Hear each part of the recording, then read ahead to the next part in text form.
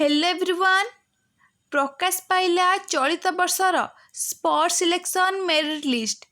तो जो पिला माने +3 स्पोर्ट पाई अप्लाई करथिले एबे से माने निज निजर मेरिट लिस्ट देखि परिबे। तो प्रथमतः तुमे जो कॉलेज रे स्पोर्ट पाई अप्लाई करथिलो से कॉलेज रो नोटिस बोर्ड रे तुमे स्पोर्ट रो मेरिट लिस्ट चेक करि पारिबो। द्वितीयतः तुम निज कॉलेज रे जदि तांकर ऑफिशियल वेबसाइट अच्छी से ही वेबसाइट रो नोटिस बोर्ड रे से माने स्पोर्ट सिलेक्शन रो नोटिस टी दे देथिबे। तो तुमे माने घरे बसी तुम कॉलेज वेबसाइट रु मध्य sport selection merit list download करि परिबो। अथवा तुम मानकर हेल्प निमंते आम टेलीग्राम चैनल लिंक को मु डिस्क्रिप्शन बॉक्स रे दे देछि। तुमे माने टेलीग्राम चैनल लिंक रे जॉइन है कि ओडिसा समस्त कॉलेज रो स्पोर्ट सिलेक्शन मेरिट लिस्ट को घरे बसी डाउनलोड करी देखि परिबो। तो तुम मानक मु एठी आ गोटे कॉलेज रो स्पोर्ट सिलेक्शन मेरिट लिस्ट देखाउछि।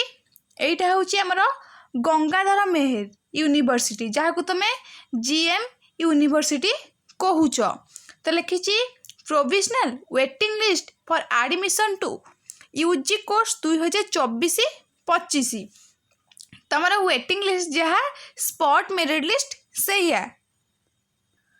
तो तुम मानकर spot merit list GM university already publish कर देलानी। खाली जीएम यूनिवर्सिटी नुह ओडिसा रो मेजॉरिटी कॉलेज से मानकर spot selection merit list publish कर देचंती।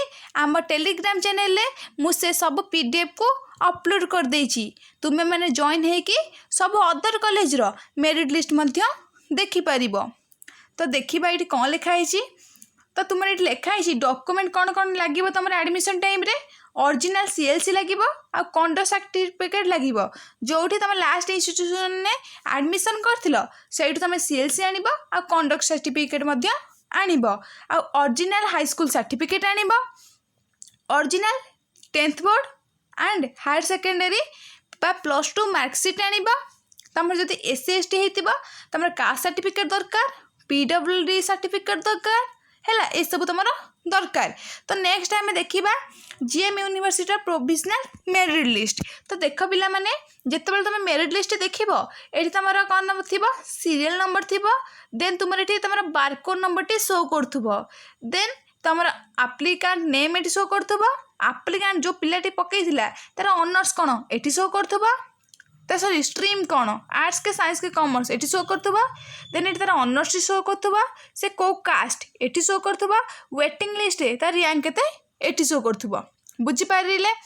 यही हिसाब से मेजॉरिटी कॉलेज रा से हिसाब रे अच्छी है। आउ गोटे कॉलेज रा आपन को देखाई दउची।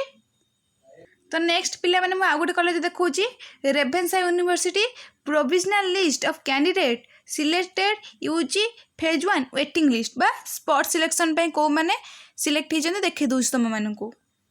तो देख फास्ट रे तुम सीरियल नंबर अच्छी बारकोड एप्लिकेंट नेम अच्छी स्ट्रीम अच्छी को ऑनर्स देछि कैटेगरी वेटिंग रैंक देछि केते पैसा से देबे सेठी लिखि देछि हैला। एटी रिड्यूस अमाउंट लिखाई दिबा है। जदि पूर्व कॉलेज कोठी से एडमिशन करथिबे से पैसाटा संशोधन होइके आसीबो। जानिले धर 1 नंबर अच्छा आशीष कुमार साहू से आर्ट्स रो से इंटीग्रेटेड बी माने बीए बीएड पकईथिले एजुकेशन ने तां कास्ट एससीबीसी वेटिंग रैंक तार 1 अछि आ केते तांको पेड देबा पड़िबो 0 हैला। तो यही हिसाब रे आपण माने देखि परिबे।